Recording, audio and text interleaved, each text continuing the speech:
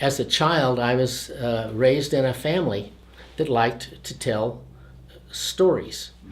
I've written a book called Life Spirals, and each chapter is designed to help a person learn to discover what their own life story is. Because people live it, but at the time it's happening, they don't see, oh, that's going to be important down the road because they're 5 years old. How do they know it's going to be important? But as an adult, you go back and say, this is how I became the person I am. These are the resources that I draw on to make my decisions and to keep my life interesting.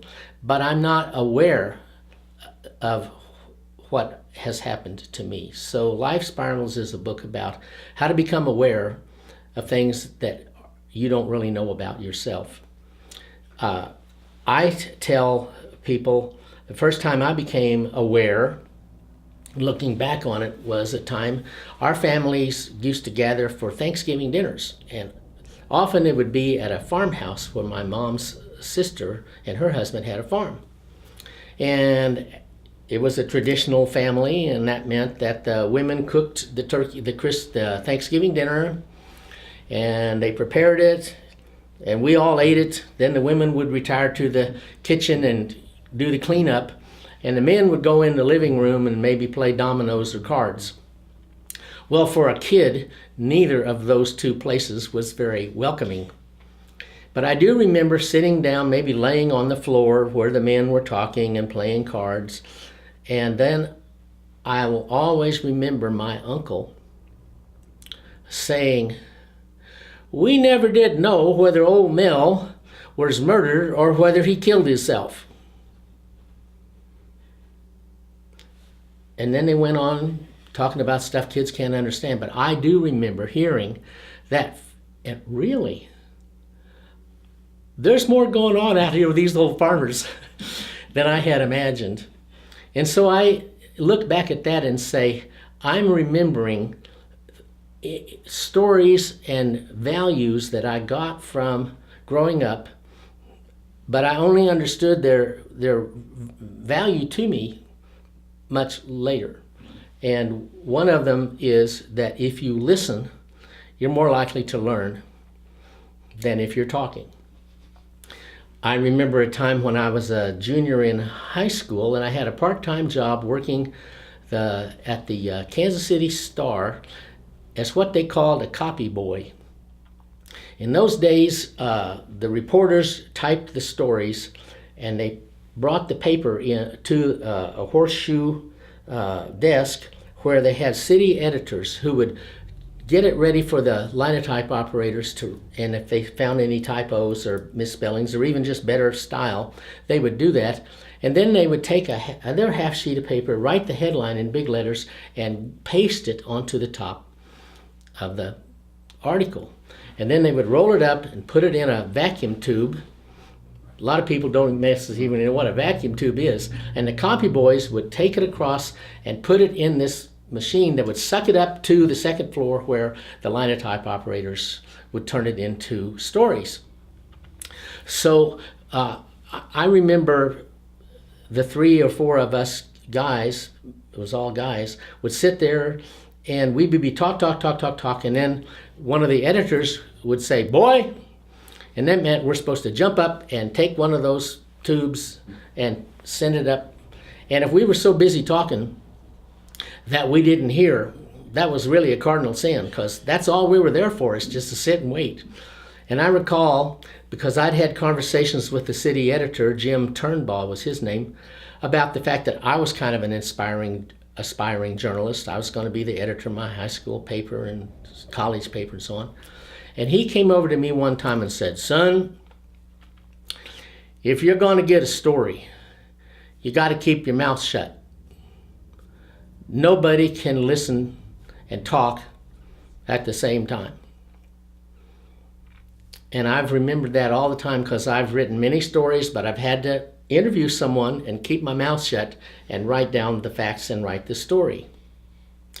Well, today, and for the last 3 or 4 years, I've been a hospice chaplain. And one of my roles as a chaplain is to come into a person's space and ask them some questions that will help them stay in touch with their memories. Their memories, short-term memory may be fading and they don't remember what they had for breakfast, but they, if asked, well, Don, did you grow up in a town or in this farm? And old Don will start telling me one or the other. Really? On a farm? What did you grow out there? Suddenly the crops. Well, did you help? Yeah. Well, you were only 6 years old. You helped? Did they let you drive the mules when you were 6 years old? And suddenly here comes this story of how a 6-year-old learned to pull a mule team. And the smiles come on their face, and it's not like they're remembering the past. This is the present. The right now present is a pleasant experience, certainly more pleasant than most anything else that will happen to them during that day. So I learn to listen.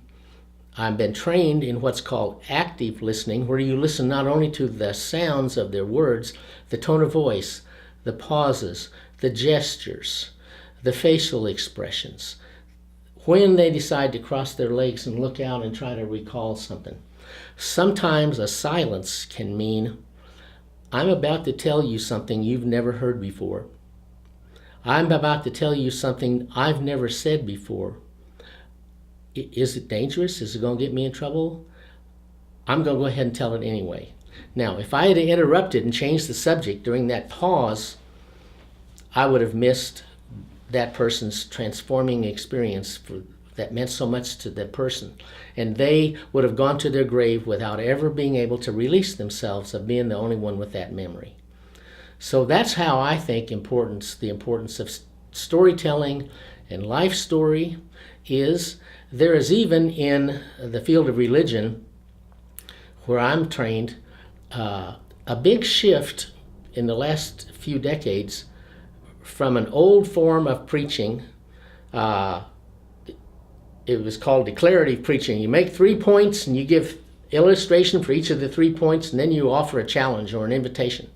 And you were taught in every kind of religious group, 3 points, illustrations, and that's it.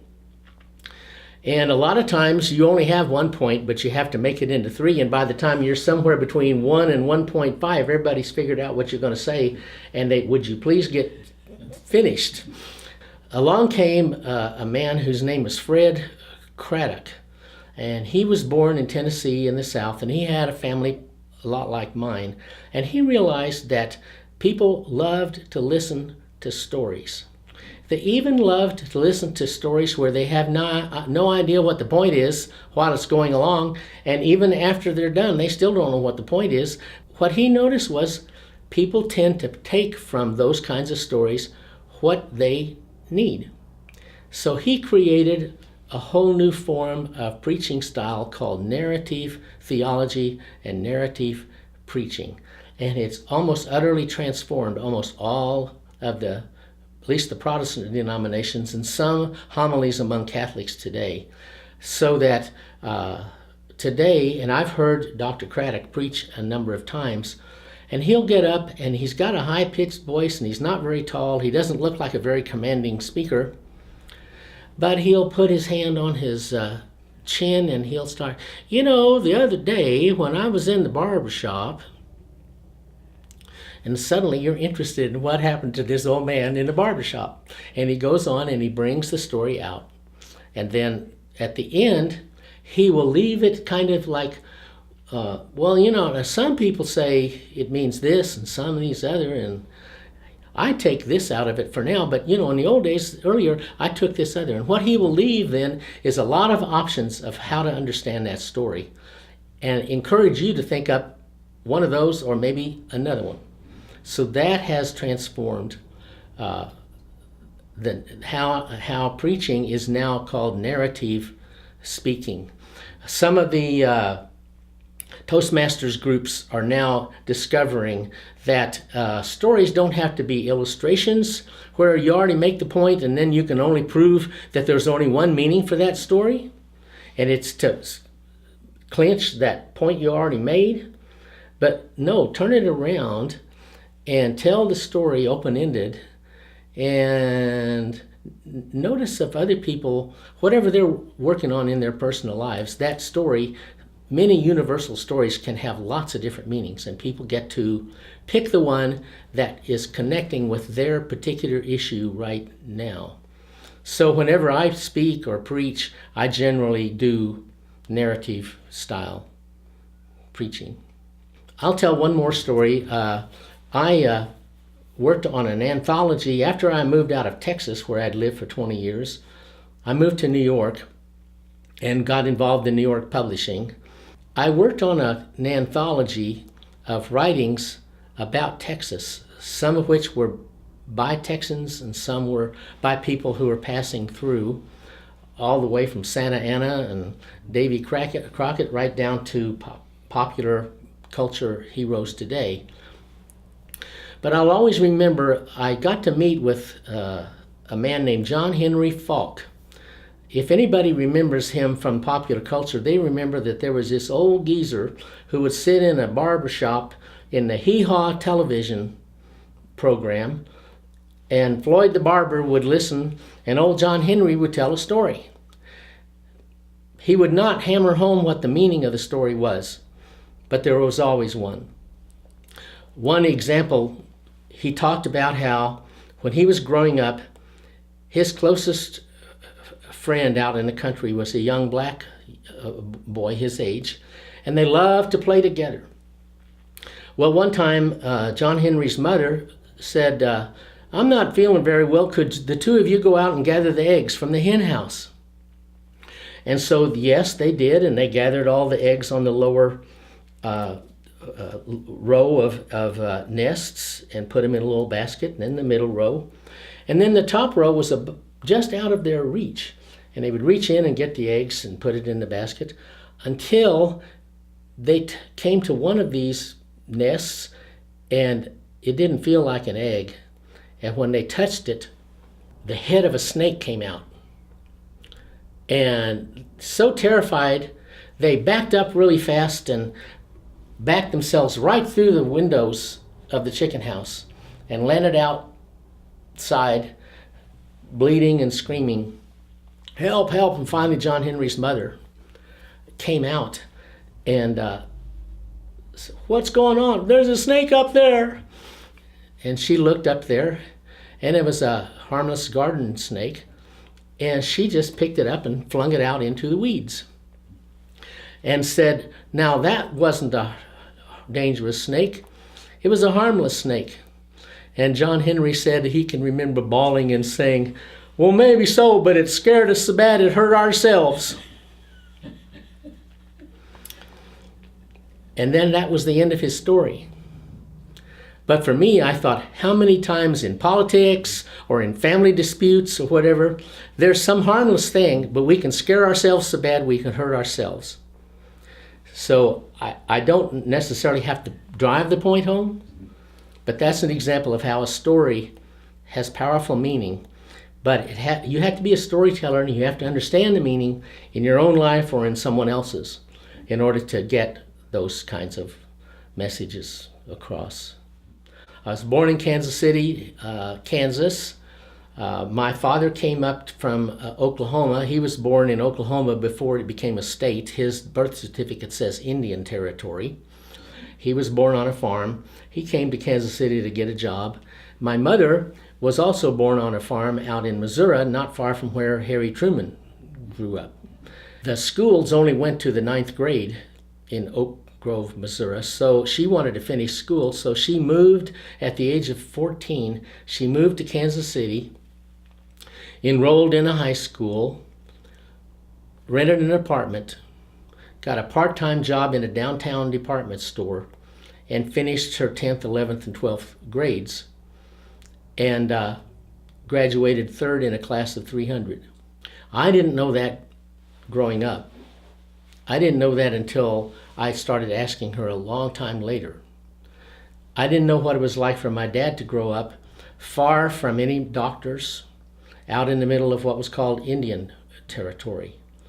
But I look back and see they influenced me with their sense of independence and courage to go try things before you know it. We had 5 kids in our family and the parents, and one bathroom. And the boys stayed in the, we slept in the basement, except for the dining experience in the evenings when my dad sort of controlled things. The place was a den. Just people talking, yelling. If we brought in friends, that even magnified the volume of it. What I noticed myself doing was crawling off in a corner, sitting on the edge of my bed, and doing scrapbooks of the Kansas City Blues baseball team players, or writing a diary about something that had happened. And I look back, I suppose a psychoanalyst would say, Straughn, you learned to be a journalist because it was the only way you could get a little peace and quiet. I remember that in the 10th grade, my English teacher came to me and said, Harold, do you know how to keep a basketball scoreboard, scorecard? And I said, no. And he says, well, I'm going to have to teach you, because he named the student that was doing that and calling in the statistics to the Kansas City Star, said he made some smart aleck comment to the coach like, well, coach, do you expect to win another game this year? And the coach got so mad and says, I'm not talking to you ever again. Well, there's a game that night. So my English teacher taught me how to put the X's and the O's and the different kinds of free throws and goals and the charts and all. And so I thought I had that down. But it was a very close game, and toward the end of the game, our high school team had been behind. It got snuck up closer and closer and closer until suddenly they tied the game, and Jim just went into pandemonium, and I stood up and yelled. Problem was, I was sitting at a table, and when I stood up and yelled, I knocked the table over. And there went the machine where, the electronic machine that puts the numbers up on the scoreboard. It went down, and all the numbers on the scoreboard just went crazy. And my score card went sliding out into the gym floor. And one of the referees walked over and with great public presence picked it up and marched it over and very ceremoniously put it in front of me. And I'd like to say that's where I finally learned that you keep your emotions in one little compartment and you keep your analytical abilities in another compartment. And if you're going to be a writer, don't confuse the two all at the same time. It's also meant that if I want to write something that is scary or humorous or something, I learn to write it in such a way that the reader will feel that it's funny or scary or whatever. I don't impose that, listen up folks, this is going to be a funny story. No, just tell it, and if it's funny, people will get it. So I realized that experience, as I look back, was very important in helping me be an objective reporter, writing the facts, but organizing them in such a way that the drama of the moment is present. I came to college and I was a journalism major in English and history and religious studies minor. I was editor of the school weekly newspaper my junior year, and I wrote a humor column my senior year. And this humor column was modeled on one by a humor columnist back at the Kansas City Star. It was an old Civil War style where you write one little proverbial statement that's sort of funny. And I would try to do that. And but I learned I would end, the last thing in my column would be a word for you to learn to memorize and add to your vocabulary, because college students are all trying to learn new words and vocabulary enhancement and all. But I would go through the dictionary and try to find the most obscure word you could possibly imagine. There's no way in the world you could work that into a conversation. And it was more of a joke, kind of a poking fun at the idea. We're so pretentious, we're trying to learn things. And I remember one time I happened upon a word, rasorial, R-A-S-O-R-I-A-L. And it refers to birds, the kind of birds that scratch and break the ground to pull up microorganisms and bugs to eat. couple of days later than when the paper came out, this lovely young freshman came up to me and said, "Oh, Harold, that was the funniest thing. I love to read your column." And a couple of days later, I invited her out on a date, and a week later, I proposed to her because I realized she was beautiful, she was intelligent, she was thoughtful, and she got my jokes. And so far, 53 years later, she still is lovely and intelligent and still gets my jokes, and it keeps us going. The end of that story is that we now live with a big backyard with 18 chickens in it, and every one of them, you'd have to say, is a resorial creature. So out of that resorial creature, what goes around comes way around, and we finally have one, a way of putting it into practice. So I hope that people will also see how that can work. As I got ready I had to wait for Carol for a year because she was behind me in school. So I took a master's degree at Abilene Christian, was the name of the school where we both went. And my major professor had a master's degree and a doctoral degree from Harvard Divinity School. And he approached me one time while I was working on my master's thesis and said, I could write you a reference if you want to go to Harvard Divinity School. And I said, I'm already accepted at Columbia University School of Journalism in New York, where they let you work on the night shift of the New York Times as a part of your master's degree in journalism. And he said to me, in my opinion, you can learn to write by writing. But what are you going to write about? Are you going to be sent out on car accidents the rest of your life? Don't you want to have something to write about? Why not use religion and theology, something you're interested in anyway? Get a degree from Harvard in that, and now you'll have a field to write about. So I finished my master's degree, applied at Harvard Divinity School, and Carol and I went to Harvard in 1963 to 66. So I got a Master of Divinity degree, and she got a master's degree from the Graduate School of Education in the creativity of early childhood. That was the time when people were first beginning to notice that the brain of a child is a fascinating thing to watch. And neurologists and cognitive psychologists were all looking at it, and she was kind of in on the ground floor of understanding how children's creativity, how they learn to discover wonder and to be amazed and surprised at things and then to try it themselves. She has taught a number of after-school programs, museum schools, daycare centers, other places. Sometimes she will ask parents to bring their little toddlers up on the stage, and she'll have a bunch of little white sheets of paper all around, or newspaper, and a couple of crayons. And the kids will sit on that sheet of paper and they will scribble. And then she will hold up the scribble and describe what stage of cognitive growth that scribble indicates.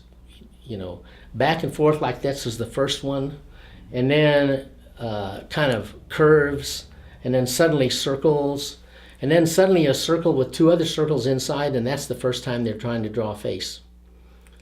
And if a parent understands the cognitive development of the creative processes, they can enhance that and not just say, well, stay within the lines, or that's not what a person looks like. No, it's what a person looks like at that cognitive stage. So she's gone on and had a career in early childhood creativity. And I returned to Texas after I finished my divinity school degree and worked for a denominational weekly newspaper. It had 25,000 weekly subscribers. And I noticed this was in the late 60s. The Vietnam War was heating up and the Civil Rights Movement was heating up. And even in my denomination, there were things like a black church and a white church in a little town in the South realized, well, we believe the same things. Why are we segregated? We don't believe segregation is right. So they would try to work out a way to merge the two congregations. Well, wait a minute, preachers talk an hour in the black churches and they sing a whole different kind of songs. And over here in the white churches, they do things very sober and quiet. How are we going to? Well, if it's right, we're going to figure out how to do it. So I would cover stories like, isn't it amazing how out here, in spite of all the racism and resistance, if you think it's right, you put up with whatever you have to put up with. And so I would write stories about these kinds of changes in my denomination. Our denomination had had segregation in its church-related schools. They'd had a college in Terrell, Texas, for black students. And I had learned then that many of the board members of the college, the all-white college where I went, had actually given money to this college so that they wouldn't have to allow the black students to come to their school. But times were changing, and this college, this all-black college, got a new president, and he was the first black president they had had. And also they had a pro-integration board chair for the first time. He was the mayor of Dallas, and Dallas was going through, they had a white citizens council that was trying to keep all the schools segregated and all. And this man ran a chain of cafeterias, and he was integrating the cafeterias. So he saw how churches and colleges and businesses and political systems need to learn how to do this. So I saw a real change going on. So I went there and interviewed the president of the college and the board president, and I learned not only how they were changing, bringing in new money and building new buildings and integrating the student body. I learned what it was like back in the days of segregation when, in order to find white faculty members and administrators, they thought they would have to pay more to the white leaders than their black counterparts. So I put that in the article, and it wasn't long until the recently retired president of the college called my boss and said, "We're going to sue you for $100,000. Well, was there anything wrong with what he said? No, but it put us all in a bad light. The publisher of my company, or the company I work for, found an attorney and said, "You'll probably win this because he has no basis for it, but it's going to cost you a lot of money in order to win it." Well, I was bright-eyed and bushy-tailed right out of Harvard Divinity School, and I'd worked with Dr. King, and I was ready to bring it on. I will write articles about how it's going, and so will the Austin paper, and so will let's get on national TV, and that was my idea of how we're going to win this thing. But the president of the company said, "No, we can't afford the cost. So either you write a retraction or we'll get somebody else to write it and you're out." And I said, there's nothing to retract. I stand by my writing. So I was out of a job. It wasn't but a couple of days later that Martin Luther King was assassinated. And they were having his memorial services in Atlanta. And Carol and I agreed it was the right thing for me to go. So I took about the last $100 we had in our bank account and bought a ticket on the bus to ride from Austin, Texas, across the South to Atlanta. What I noticed was many of the stops along where people rode the bus were black colleges in Arkansas, Mississippi, Alabama. And so the students, the people that were on the bus, were college students in tears and full of rage. And I guess I was the only white person there, but I never felt like I was with my brothers and sisters as much as I had during that time. Walked through the procession where Dr. King's body lay in state, in an auditorium on the campus of the college where he went, Morehouse College. Then the next day they had over 1 million people up and down the streets around the church where the official service was. And so we were kind of facing the church, and then they said, well, we're going to have a 20-mule team wagon to carry his body back to Morehouse, and we'll have another more public ceremony where more people can get to it. So we all turned around and we started to walk a couple of miles through to the Morehouse College again.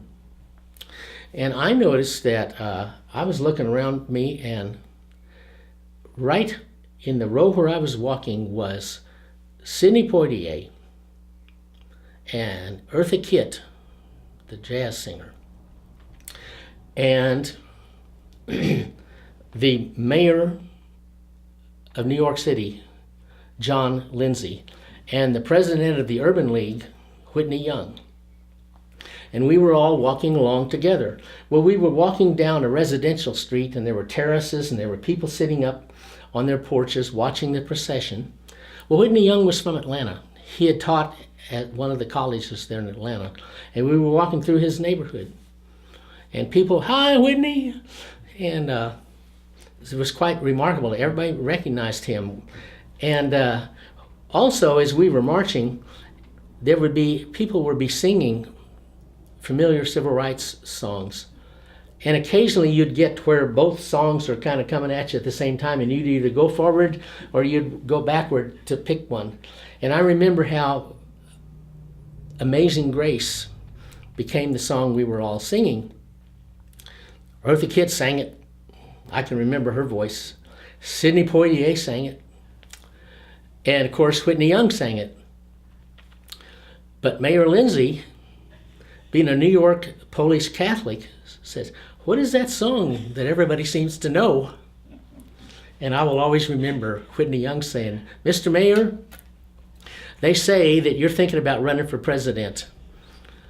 Well, unless you know Amazing Grace, in both the black and the white versions of it, you're not going to get one vote out of the South.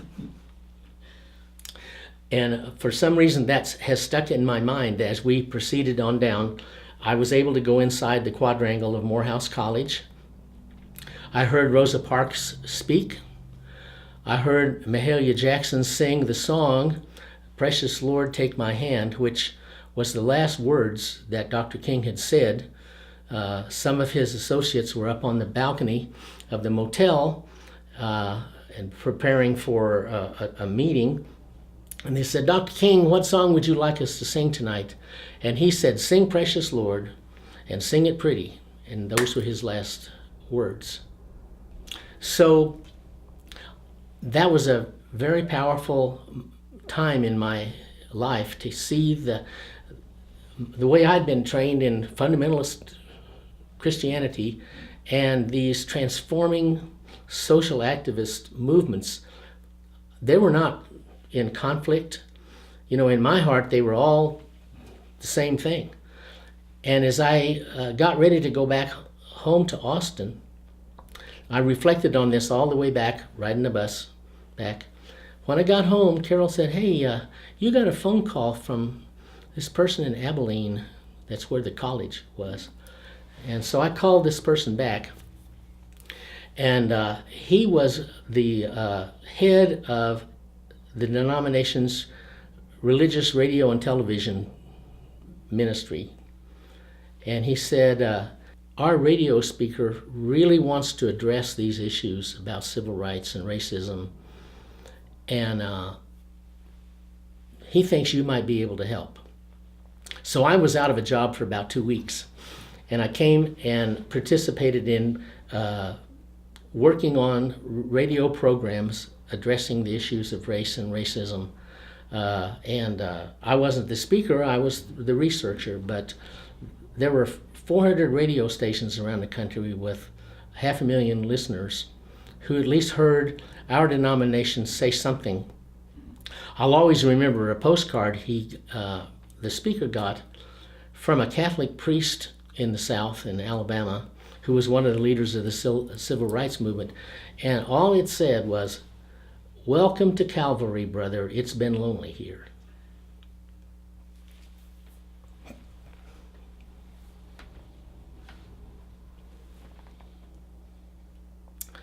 So I continued to work where combining journalism and activism.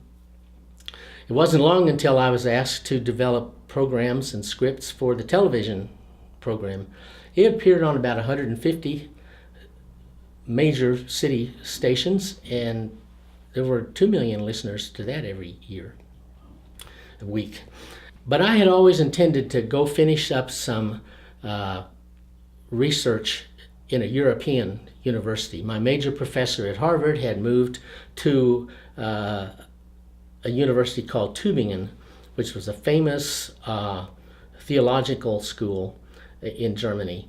So I went to Tübingen, took my wife and our 3-year-old son and our 6-month-old daughter, and we went and spent 3 years in Tübingen, where I did research on the Renaissance and what's called the Free Church movement, all the religious groups that didn't agree to have the state support and control them.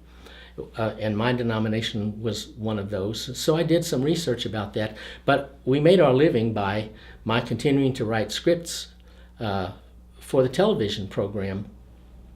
And I got to talk with some of these world-class theologians. A lot of people won't know these names, but I'm going to drop them anyway.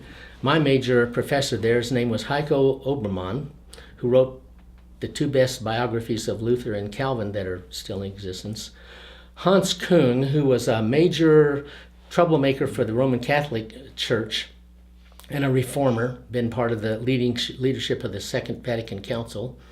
Jürgen Moltmann, who was the pioneer of liberation theology, which had been condemned by the Pope in South America until this most recent Pope.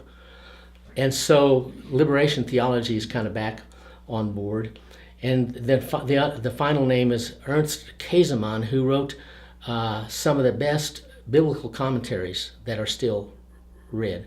And I was able to both talk with them casually. We had a Sunday night service in our denomination, and we would meet and we would have the leadership be passed around to different people each Sunday night. And a couple of Sunday nights, I took one of our films and showed a film of one of our television programs, and then had the congregation comment on what they got from it. Well, a number of these theologians and their families would come to this Sunday night service. And so I played a tape of different people commenting. We had doctoral students, had professors on sabbaticals from all over the world, and some of these local, what I call celebrity scholars, and sent the tape back. And here was my colleagues over in Abilene, Texas, hearing all of these different insights about how to make our program better. And it's like, nobody ever asks them how to make a church better. They're all ivory tower types, you know? And so they enjoyed having somebody ask. And of course, the folks back in Abilene, Texas couldn't believe their good fortune. Like, wait till I drop that name. Like, well, as Jürgen Moltmann told us, you know. So that was one of those places where, again, my journalism and communications and my theology came together in a way I don't know if anybody else would have wanted to or known how or even dared to. So that was how I finished that period of time in Germany and came back and worked for that television program for a few more years until I got the feeling, you know, I've got lots more to say, but I'm getting too far out ahead of everybody. And it's like, no, we got all these folks back in the South that are listening to these programs, and it's way too radical for them. Could you kind of repeat yourself? Now, 1 year, I'll repeat myself one year. But after that, I want to move on. And I did, but they said, oh, they really like that. Could you repeat yourself again? And I thought, no, I'm not called to repeat myself. I need to find some place where I could do more. And so I moved on to a Protestant publishing company that published a wide range of religious records, recordings, books, scholarly books, popular things, and I felt myself there again at home because some of these old gospel records, I can remember my folks sitting around the house and playing the piano and singing those old songs, and the commentaries by the scholars, they're quoting these people I just came from overseas. And so again, I felt at home. Why? Because I'm all up and down the ladder from the most scholarly to the most popular farm folks, and I've always felt comfortable everywhere. The years after that, I worked for a congregation in Long Island, New York, part-time, while I worked for this company, Sterling, that had the Guinness Book of World Records and many other books. And there again, I felt like I like to be in a congregation. I like my kids to be in a high school and a youth group. And I like to go into Manhattan. Our building was called Number 2 Park Avenue. And when I would get on it was kind of in the publisher's row. Yeah. And when I'd get on the elevator, I knew one of the floors had the Psychology Today magazine. Another one had the Fawcett comics, the Spider-Man and all these other Plastic Man. And I might on a given morning get on the elevator with some fellow with a beard and looked like some psychologist that was going to he had written an article he's going to try to sell to the magazine. Or some kid with a bunch of plastic folders under his arm because he'd come up with a new episode of Spider-Man or even a brand new person. And I thought, I'm home again because, I'm all about whatever human beings are interested in, and I like psychology and I like creative kids with high hopes. And our company was like on a floor between these two. So my time spent in New York City, both as a minister and as a writer for a major publishing company, some people would say those are compartmentalized. I can't imagine doing both. I said, well, yeah, communication and pastoring a church, I find they overlap, and I'm getting great sermon ideas from things I see going on in Manhattan.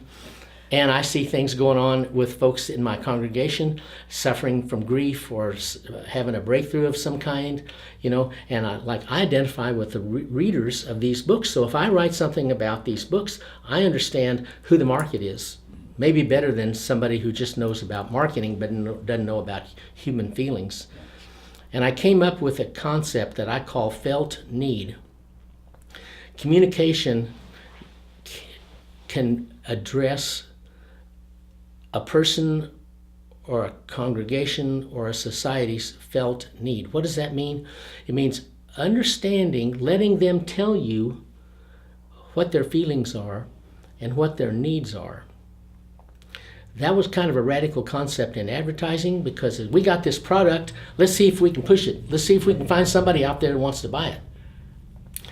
I would more say, let's go out and recruit authors on subjects where there's a felt need. And then I can help you sell because it's already sold. As soon as you put it out there, people think, I want that. I would have to say that in the years since I left New York, I became a minister of congregations back in St. Louis and in the Oklahoma City area and now in Salt Lake. And I find, again, it's a continuation of communication and spirituality based on felt need. Well, I've been very fortunate that this congregation, the Unitarian congregation, and Tom Goldsmith, the minister, have invited me to come and create and expand their ministry to people with needs. And so we now have over 100 individuals. I have all their email addresses, and so if there's someone who has a need, I'll try to describe the need in such a way that, like this week, is anybody caring for an older relative in their home or someplace they know? We had someone in the congregation who had a death in the family, and they have a whole lot of medical supplies left over, and they don't know what to do with them. Is there anybody who could use them? If you do, call me. So I keep the confidentiality, but let me know, and I'll connect the two of you. So 4 or 5 people that very afternoon said, we have some needs, and the person then has been able to meet some of those needs. But it also said to me, a lot of people I know have crutches and canes and walkers and wheelchairs laying around. They don't know what to do with them. What if I've just put out a little note that says, if you have a need for a wheelchair, I know there's somebody in the church that's dying to get rid of it. It's taking up space in their garage. So that would be an example of how I sort of intuit what a felt need is, and then I know what to do with it. And that's my current activity for part of my life. The other part of my life is to be a hospice chaplain. I knew I wanted to be a member of this congregation when we left Oklahoma and came out here, because this is where my daughter and her husband and our granddaughter are active. They were even married at the Unitarian Church. So I spent a year and a half learning how to be a hospice chaplain, where I knew that there may not be many congregations of my denomination out here, and I don't even want to be member of one anyway. I want to be where my kids are. So I took a year and a half and learned how to be a hospice chaplain, to build on top of being a minister, an ordained minister, and go out and then reach people of all faiths and none, and learn how to identify their felt need by having open-ended questions, just the right kind of questions, where someone, even if they have advanced Alzheimer's and other dementia and other issues that make it really hard for them to talk, somehow the memory of meaningful experiences are still there. But it takes special training in cognitive therapy to understand what is the open-ended question. You're not trying to fix them. You're trying to let them tell you their story.